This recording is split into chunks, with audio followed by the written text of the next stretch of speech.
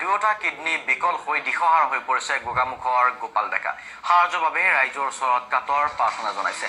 দৰিদ্ৰ পৰিয়ালটোক আপোনাৰ সহায়ৰ প্ৰয়োজন আৰু যদি সম্ভৱ হয় তেনেহ'লে যোগাযোগ কৰিব পাৰে। যোগাযোগৰ নম্বৰ আমি দিছোঁ 8638176546। যুৱকজনৰ বয়স মাত্ৰ 30 বছৰ।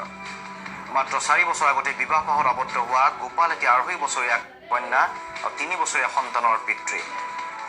গোগামুখ কোপতনি গাঁৱৰ এটি দৰিদ্ৰ পৰিয়ালৰ গোপাল ডেকাৰ দুয়োটা কিডনী এতিয়া বিকল হৈ পৰিছে। কোৱা হৈছে সেইমতে মানে দুইটা কিডনী ফেইল বুলি আমি জানিছোঁ আৰু সেইবাবে মানে চৰকাৰে তেখেতৰ পৰিয়ালটো অতি দুখীয়া। তেখেতক মানে কিছু আৰ্থিক সাহায্য দিলে তেখেত তথা তেখেতৰ পৰিয়ালটো অলপ উৎসাহী হ'ব বুলি আমাৰ মানে বিশ্বাস। মোৰ এইটো দুটা কিডনী বেয়া হৈছে বুলি কৈছে। কোনে ক'লে? ডাক্তৰে। মই প্ৰথমতে ধেমালি দেখাইছিলোঁ, তাৰপৰা নাৰায়ণ মেডিকেল। মইনো কি ক'ম, মোৰ ঘৰখনৰ মুৰব্বী আছিলোঁ, গোটেই পৰিয়ালটো পুহি আছিলে। এতিয়াতো মই কাম কৰি পেলাই খোৱাব নোৱাৰোঁ, অলপ চিকিৎসা কৰিব নোৱাৰোঁ।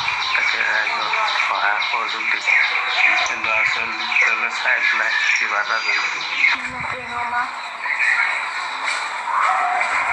তেওঁ 2-3 মাহ ডক্টৰৰ দেখাতে গম পাইছোঁ কিডনী দুটা দুৰ্বল হৈছে বুলি। তাৰপৰা আজিকে গুৱাহাটী মেডিকেল চিকিৎসা কৰাইছোঁ। তাৰপৰা আনি এতিয়া ঘৰত আছেহি। তাৰপৰা এতিয়া চিকিৎসা কৰিবলৈ পইচা নাই।